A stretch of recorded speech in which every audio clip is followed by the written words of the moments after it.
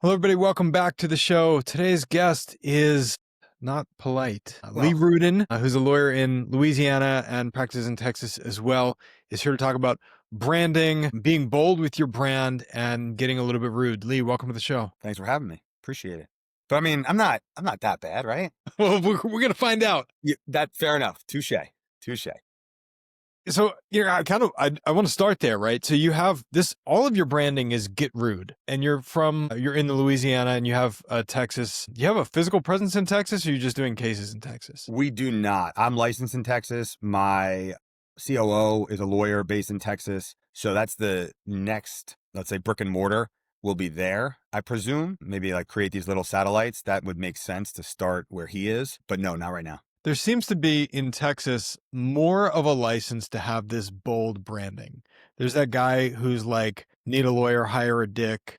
Yes. Love And it. then there's a couple of other people that are like, there's a Texas Law Hawk, Texas Hammer, Yeah. right? There's Alabama, there's a hammer in almost There's a hammer in every. every DMA. It strikes me that when your branding is Get Rude, you attract a certain demographic, a psychographic of clients. And so how intentional were you about, I got this name that kind of like you could blend into Rude really quickly, but I want to make sure that I'm attracting the kind of people that I actually want to work with. Did you go through that thought process before you rolled all this out? Yeah, I did. And this is the funny thing. And I think I'm sure you would agree that the people that hire an advertising injury lawyer kind of fit within a certain demographic, meaning they probably don't have a network of people they can just turn to and say, hey, who do you think we should hire? So if we start there, you say, okay, well, if that's going to be my demographic anyway, that I'm going to attract purely through Yeah. advertising, how different is it from this bold brand? And frankly, I don't think it's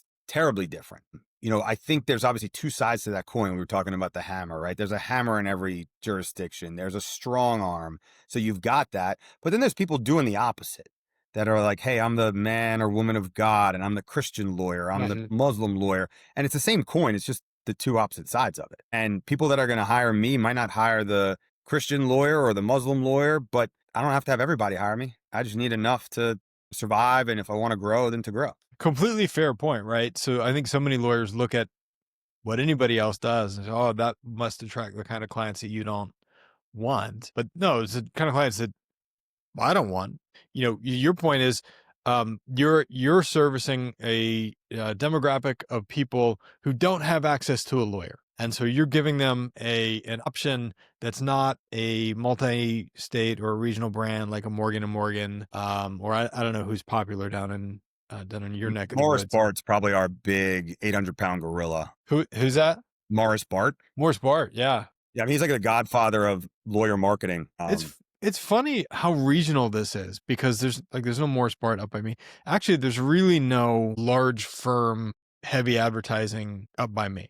Morgan and Morgan is kind of sort of here. My sense is that because Virginia is a contributory negligence state, that they just avoid us, which is fine. But you're Good for you. competing with big names down there and you're trying to brand, and your firm only started, I think, in 2023, Right. coming up and competing with these big players. How did you make the choice that this is what we're going to do instead of like going out into the neighborhood and sponsoring teams? And you probably also sponsor teams, but like building the grassroots way versus building the heavy advertising and branding way? Well, it's both. So, my thought process is if you're new, you're young, you've got, let's say, a limited budget compared to some of these behemoths, then you've got to do it in a couple ways. The first way is I think you got to be bold, right? You got to get bold because people have to know who you are first. Then they have to remember you if you want them to hire you. So what are you going to do to stand out in the crowd? If your brand is boring, bland, just like everybody else. And I joke, like, if your logo has the scales of justice or pillars or a gavel, like you're not interesting. Right. And so why are they going to pick you? And I joke, like, I'm a white guy. I'm a white male lawyer. Like there's a lot of us. And so if you're not going to do something different, how are they going to pick you? And so I said, let me be intentional and try to idiot proof the brand. I own getrude.com. I've got the Get Rude Instagram, TikTok, YouTube handles. I bought an 833 Get Rude phone number, which is hard to get because Rude is also sued. So there aren't that many of them available. Very challenging. So once I saw the opportunity to get it, I took it. Do I need it? I mean, who's making 800 number phone calls anymore? But nonetheless, I have it. So I think about building the brand in that way. You got to be sticky.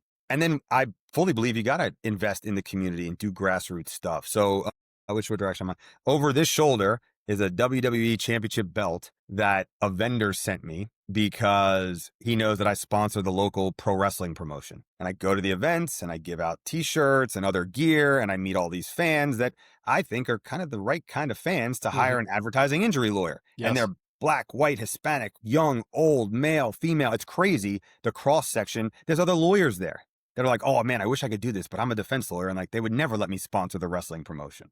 And then the last part of it is if you're going to be on social media, and again, you're doing the same thing everyone else is doing, why are they going to look at anything you put out? Oh, I try to be a little crazy. So let's talk stickiness of brand. You're wearing a shirt that says "Stop Being Polite," and on the back is your slogan and your law firm name. We were talking before we got on about how serious you are about giving away clothes that'll actually get worn by clientele or prospective clientele. So what kind of things have you given away into the community? So I'd say the largest amount of stuff we've given away are t-shirts, but we think about it in a couple ways. So who's going to wear it and where are they going to have an opportunity to wear it? So for a variety of different wrestling events, we took very well-known wrestling brands and then spun them off. So the first one we had a wrestler from the NWO, the New World Order was coming. I said, oh, I'm going to take that logo and I'm going to make it the RWO. It's going to be the Rude World Order. And I had them in the black and white and the red and black, and fans, like, they were like clamoring over them. They thought it was so cool that they got a free t-shirt that looked like a wrestling logo, and they've worn them. This was back in April of last year, and they still continue to wear them to the subsequent events, which means they're probably wearing them out also. We did it with Hulkamania. We did Rudimania, and the back says, what you going to do when we get rude with you? And it's got a silhouette of Hogan with the Rudin Law on the headband. Yeah. So like, that's all you see about my firm name, but it's got our website. And again, if somebody looks at the shirt and is like, oh, that's cool, what is that? The person's going to say, oh, it's from a lawyer. Like, this is his brand. And hopefully it gets that conversation going. And then we do stuff and I think everybody can do this. I have shirts that are in the colors of the Saints, the colors of LSU football, the colors of Tulane football. We do shirts that are Mardi Gras themed and colored, because then the people have the gear that they can, and they have a place to wear it too. So if you're wearing my shirt, walking down the concourse of the Superdome or at a Saints tailgate or on the street watching parades, that's free advertising. That's a win for me. Do you know anything about trademark law, or have you tripped in any cease and desist letters, or have you? Nothing like that. Obviously, I'm not selling it, right? I'm giving it away for free. I think there's probably some fair use here, especially given like what I've seen out in the market. Like I'm a Mets fan, and I took the Mets logo. I was going to opening day of Mets Astros and met a buddy of mine. And I said, well, I got to make a shirt that says, instead of saying Mets across it, it says Rude, and it says Get Rude. And I made him one. I made me one. I'm like, well, if I'm making two, I might as well make 42 and send them to my friends and family around the country, just to have a little fun with it. But no, don't give me any ideas, please. Well, I mean, it's like it's better to ask forgiveness Sure. than ask permission, right? Because permission would just slow you down.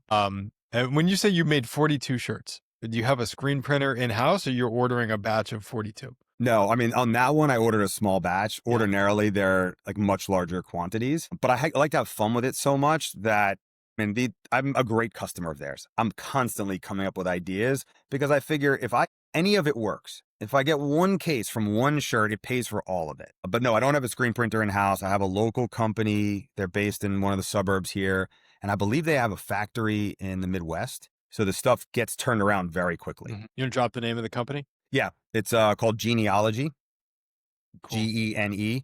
And so I'm happy to share the contact. They're really excellent. The one thing about them that I think is really cool is they don't charge me every single time for art creation. It's kind of just like what they build into the price. So I'm like, hey, I want you to mock this up. And they know 9 times out of 10, I'm buying that shirt or I'm buying that whatever piece of gear. And so you'll be out a couple weeks, probably after this episode comes out at PimCon, talking about brand. How did you get hooked up with Chris Dreyer and Rankings? Honestly, I guess probably some good luck. I got solicited by a company saying, hey, like, we see you like to be on podcasts. Would you like us to try to set you up with some others? And the company ended up setting me up with a few. 4 out of the 5 were people that I already knew. I was in mastermind groups with them. They were vendors I knew. And I said, look, I'll let you do 3 of these. One of them you got to give me a credit on. And then the other one was Personal Injury Mastermind. with Chris. So I talked to Chris, and then shortly thereafter, his team reached out to me. I reached out to them with some questions about certain things. After the post had gone live, I had questions about their strategy, how they get it out to the public. And then they had questions for me. We're talking about merch and things like that. And we built up a dialogue. And then out of the blue, they asked me to speak, which I was honored to be asked to speak. It seems like it's going to be a banging lineup. That's awesome. I've heard nothing but good things about his event and the parties and the people that are there. So good for Yeah. you. Thanks. Appreciate it. I'm curious, has Get Rude ever come back in a negative consequence to you, like dealing with an adjuster or being in court or anything like that?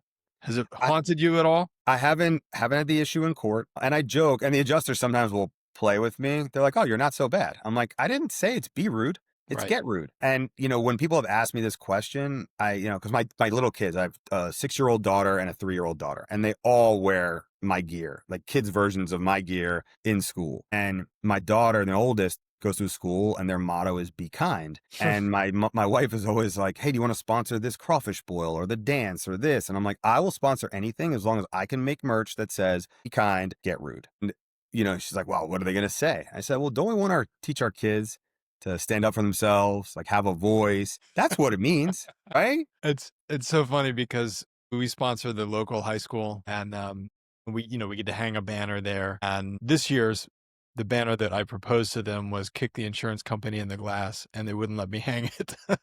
I envision such things in my future. But I said, money talks. So if you want me to sponsor the basketball court at the gym, you got to let me put Get Rude on it. Yeah, so they already have my check. Uh, You lost the leverage there. Yeah, my oldest was really, my wife and I played soccer as kids, and I knew she would enjoy it if she just would take the leap and try. And I said, she didn't want to play. I'm like, "Peyton, how about make a deal with you? What if I sponsor the team? Like, would you go play?" She's like, "Okay, I'll play." I was like, "You can help me make the logo. I'll give you some options you can pick." So they're called the Get Rude Girls, which I'm sure the other parents Love are it. going to love, but That's awesome.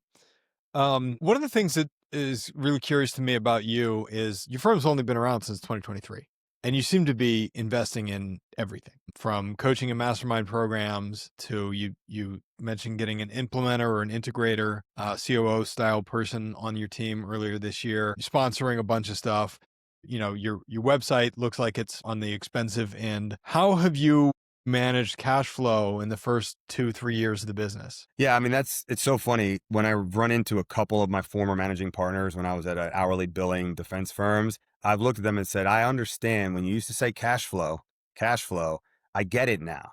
And we don't have salaries like they did, bigger firms. You got to make payroll every week, even if the clients haven't paid you on time. Oh, what I've told people coming out, I said, give yourself at least 90 to 120 days from the day you open your doors to see $1. Because even if you had cases, by the time you get them settled, get the checks in, get it distributed, it's at least going to be 90. It's probably closer to 120. I came in because wasn't like I was a new lawyer. I'd been a lawyer for a dozen years. I came in with cases that I knew were going to turn over at certain benchmarks across the end of 2023. So I was able to predict, hey, I'm going to have some money coming in. Can I hold on long enough, not need things? I started working out of my house. Luckily, my wife has a job that allowed us to take a risk without needing, worrying we're going to keep our lights on. And then once I saw the cash flow was starting to come in, then I started adding pieces. So I added a local paralegal that I had worked with in the past. Then I started adding virtual team members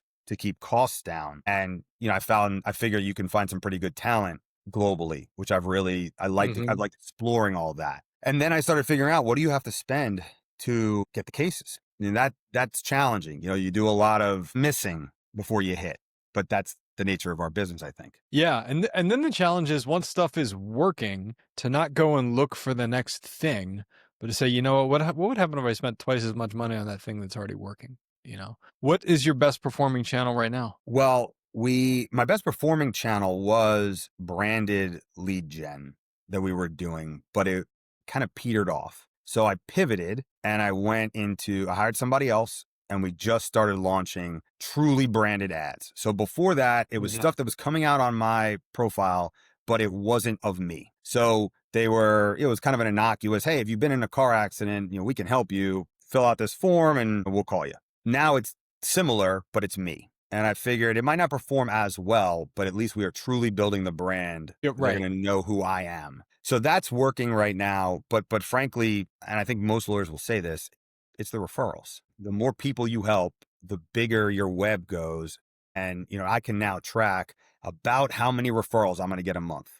Client, now that I've been at it long enough, I see, give or take, what that range is going to be. So I'm curious, just going back to the branded lead gen. Was that something you were running lead gen in-house? You were paying a vendor to I generate had a leads? vendor that Yeah. was running it on my Meta profiles. Okay. Got it. So they had ads. They said, these are ads that we think perform. We're going to tailor them to your brand, meaning it's going to show that it's you and your survey. Or we were running ads that were a picture of a check. They said static ads are working. And it was a picture of a check. It was a true amount that this client had received. And the specs on it were accurate. What was the treatment? What? No, I don't Oh, want to do you anything mean that was you mean it misleading. wasn't like a cashier's check that said 100,000 in one field and 10,000 in the other Well, field? it was that because I wasn't going to use her real check, right? But the point was we weren't coming up with numbers that weren't true. I didn't Yeah. want to do anything misleading like that because first of all, I don't want to run afoul of any ethics rules, but I Right. also felt like it's not necessary. I have a case where this person got this award or this settlement, and the medicals were such that I think it's persuasive. Like she didn't have to go get a surgery to recover this Mhm. because she was entitled to it under our quantum and the way that, we strategized. So Yeah, that's, I think the trick is with running ads like that is lawyers, man, we love like I play this game when I read Virginia Lawyers Weekly Reports, like what important fact did the lawyer leave out to make himself look better, right? right. And so we love putting these cases out there where like $250,000 for somebody who wasn't hurt or not wasn't hurt, but didn't need a surgery and blah blah blah blah. And you leave out like that it was caused by a drunk FedEx driver, right? And so now Right. we've got this one-off thing that we're holding up as what we're capable of doing, and then the next 9 people that call you with a similar injury expect the $250,000 result. And maybe you figured out a way to handle that objection, or maybe you've got a formula that's working that out in every case. But the challenge is for most lawyers is we love to write reports that make ourselves sound better to the legal community and then to the broader prospective client market. And then it creates that expectation in the client's mind, whether that was our intention or not, that they're like, my case is exactly the same. So how have you handled that? You know what's funny? This is probably going to be my undoing at some point. And I joked, I was like, I don't care. Like, this is not an ego play for me. Like, I'm running a business and I'm trying to help people. And I don't care if I don't have all these 7-figure numbers up on my social media. It is what it is. And, I didn't start this firm because I wanted to have my name on the door. I've been partners with other firms and I didn't care at all. This is my profession. It's not, everything about my life. I've got a wife and kids and whatever. And I tell the clients all the time, I said, what you don't understand is that the same exact case, but you got rear-ended by a Honda Civic and that person got rear-ended by an 18-wheeler. And Yeah. all of a sudden, the recovery is light years different. It's not fair, but if you haven't gotten the uninsured motorist coverage or something else to protect you, I'm not going to say you're up the creek without a paddle, but the paddle you've got ain't so good. What are your limits down in New Orleans, Louisiana? 15. 50. Oh my God. So think about this, right? If you're spending a ton of money trying to acquire cases, Yeah. most of the ones you're going to get are fixed or no insurance or this low insurance, and having to tell somebody, hey, I'm so sorry that your family member just got killed by a drunk driver. They had 15,000 in coverage and you didn't have any. We can chase after assets, but it might be a fool's errand because they were Mhm. only carrying 15. What assets could they possibly have to That's compensate you? so that's another thing that I find so interesting about these heavy digital marketing or heavy advertising firms, because they do tend to be uh, concentrated in states where you have that crappy insurance minimum limit, right? Like I think about Alabama or Florida has a $10,000 limit. And if you're spending, I don't know what you're spending, but I've heard 3,000, 3,500 to acquire a case where your fee, might be 5 grand, man. The incentive really is number one, to get that in and out as quickly as you can. And number two, to hang on, I guess, hang on long enough until you have somebody who's got an 18-wheeler involved. I think that you've got to be like in my state, I think you've got to be sub 2,500 and really you want to be sub 2 grand to start to make it make sense. Mhm. And then you have to be smart about how you're building your team, right? You can't pay everybody 6 figures to handle some of these cases or else they're going to have to have a ton of volume. and then your customer service is going to Yeah. drop. And we're a big team for how young we are as a firm. Like I got 14 people on my team, a lot of which are, we have about half local in the States and then throughout the globe. But you have a hard time trying to attend to everybody on those minimum policies unless you get some good ones to help you. It's a trade-off. I mean, every 6 months or so, we experiment with some other digital channel. So LSAs, or we did lead gen primarily so I could figure out, like, is there a secret here that I just don't understand? And every time we do it, it costs us about $2,000 to $2,500 to acquire a case. Now I'm going to say where our minimum now is 50,000. And Oh, that's awesome. by default, your underinsured stacks on top of the 50 on top. So Yeah. most cases now, unless you've done something wacky, there's $100,000 in coverage, which is amazing. Don't tell all the people that have stayed out of Virginia, because it's I was going to say, I got to find me a Virginia lawyer and expand up to you. it's so that, and that just changed at the beginning of this year. Yeah, now I can pay $2,500 to acquire a client. But the thing that people don't think about is it's not just the $2,500 that you paid to acquire the case. You still have to service it, and you still have all of whatever costs. If you have a marketing director, if you have an intake department, if you have organic SEO, like those don't go away just because you added this other channel where it costs you $2,000 to acquire the client. Like our average across all comers, our average fee is about, our average case acquisition cost about $1,600. But then when you add on that $2,000 to $2,400 price tag, it's like, well, it just went to $4,000 for those Right. cases. And those cases tend to be, small sample sizes, because we do limited runs of these tests before I decide, you know what, it doesn't actually work for us. But they tend to be smaller cases because it's the people that, don't have, to your point earlier, they don't have access to other lawyers in their life. And so when they're hit and they go to an emergency room and they do a couple of follow-up visits, they're like, what do I do? I don't know what to do. I should call a lawyer, right? So I don't know, but the economics have not made sense for us recently, but we continue to test every 6 months or so. I think that what you guys are doing in your state is excellent and really fair to the people, the drivers of your state.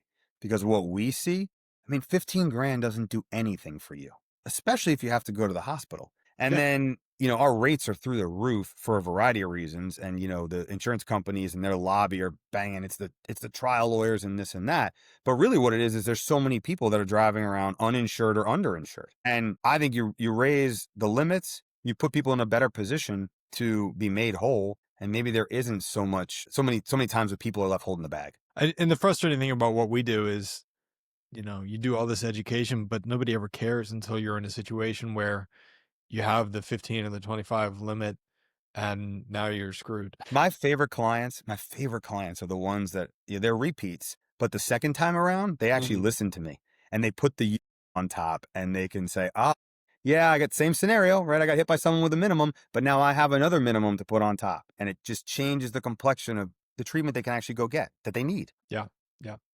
Let's talk law firm swag. So one of the things that you do, which I think is really smart, is like your shirt that you're wearing now, your firm name, very small letters on the back. It's the opposite of what most firms do, right? We sponsor something, we put our name across the chest, which is cool. It's nice to give that out in a 5K race bag or whatever, but it never gets worn again. What are You you know who thinks doing it's to? cool?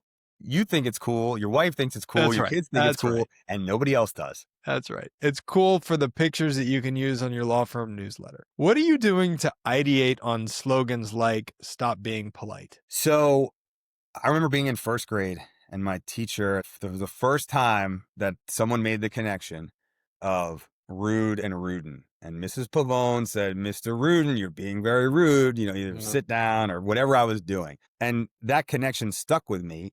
And then I thought, how does that work for a brand when you're really trying to say, fuck the insurance company? Like that's what you're trying to say, right? Because no one's going to hire me if they're having a great experience with the insurance company. But so many people have such a difficult time in whatever space. We deal with a lot of hurricane property damage. Everybody was losing their shirt and the insurance companies were dragging their feet because that's their model. And it's same thing with auto claims. If they paid out what was fair up front, Mhm. no one would hire us and If you they paid shouldn't hire if us you paid 75% of what was fair up from front, jump. you would make us economically inviable. I I've had clients, potential clients, then they become clients. I'm like, come to me with the best offer you get. Yeah. If I can't do better after I take my fee out, I'll tell you to take the offer. I know the offer's not going to be good. It's not going to be fair. So once I figured that out and figured out how many people have this experience, including myself, who's a lawyer, has had that experience. I said, this should work. And then I didn't think that putting Get Rude on everything, front and center was going to be appealing. So I thought, how do I pivot off of that and give me basically two taglines to work with? And that's where the stop being polite, ellipses, dot, dot, dot, get rude Mhm. came to be. I think that's really smart because I know a number of people that wouldn't wear "Get Rude," but probably would wear "Stop Being Polite." That's Right. awesome. Um, so we don't have hurricane claims up here. For car crash claims, there's this ambulance chaser stigma, and I know for hurricane claims, maybe there's like the roof chaser stigma. Does Yeah. that exist for the lawyers that represent people? Oh, yeah.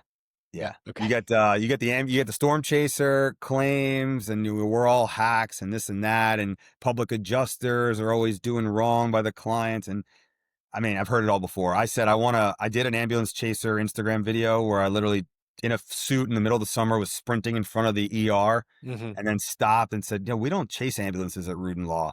We just stand right here and wait for them to stop. And we're too smart for that. So, but I don't care. Like I have a mocked up shirt that just says ambulance chaser on it. I had a guy call me a bottom feeder once, and I took that and said, look, we're in Louisiana. All the good things we do are Yeah. bottom feeders, right? Crawfish, alligator, like catfish, like it's all. So if you got a problem with bottom feeders, you should get out of here. How do you get paid on hurricane and homeowners claims? Is it a percentage of the recovery or? Yeah, it's a percentage, and it's a similar percentage to the auto stuff. But, a lot of times because the homeowners are not being made whole, and it's very similar to dealing with a auto property damage claim, I was cutting almost every fee unless Mhm. I could bring a bad faith claim and then really Mhm. ratchet up the recovery such that I could take a full fee. But again, the best thing you can do is leave a satisfied that you did right by them, because you're going to get those referrals tenfold. Yeah, no, everybody has that story of the client who had the $10,000 case and you reduced the fee a little bit, and then 3 weeks later, his family member was in $1 million crash, right? Right. So, it's always good to leave a little bit of meat on the bone with the client because the client only has that one case, but you have a whole portfolio where you're able to do that. I won't do any negotiation of the fee on the front end, but almost always on the back end, if the numbers look bad, we're cutting the fee. I think I saw you put that out on LinkedIn, and I thought that was like, it's pretty brilliant, right? If you're hiring me, like, why are you trying to beat me up on the front end? We're supposed to be a team. I've never actually said that to a client. I've heard that. I have probably said that somewhere, but I've never made that point to a client like, "Oh, you're hiring me because I'm a great negotiator, right? What kind of shitty negotiator would I be if I Right. let you beat me?" But the broader thing, Lee, is I think you don't want to be the one case in my portfolio that I'm doing at 22%. If I have all of these other places I could spend my time, you don't want to be the one at the discount rate. And that Smart. I will say to clients. Yeah, it's really smart. Yeah. Yeah, because you're gonna, not maybe not intentionally, but you might get that kind of service, and you don't want it. But and I'm not Yeah, it trying to give it to happens. you, but it's I mean, human nature. it happens to everybody who's ever taken a friend's case and then been like, "Man, why am I doing this practice area? I don't actually know anything where I have to do more work and I'm doing it for free for somebody." That The worst kind of gift you gave somebody. Yeah, 100%. All right, man. So people can come and check you out at PimCon. Where's that? Scottsdale? Scottsdale Scottsdale. at the Phoenician. And Get Rude on all social media channels. Anywhere else you want to direct people? So we're Get Rude Law, Instagram, TikTok, YouTube. We're Rudin Law on Facebook. My website is getrude.com. If you need anything, I'm Lee at getrude.com. We've got info at getrude.com. My 800 number for your rotary dial phones and all that, pay phones, 833 Get Rude. But we're not hard to find. All right, All Lee. right. Thanks for coming on. Appreciate you. Kick some glass.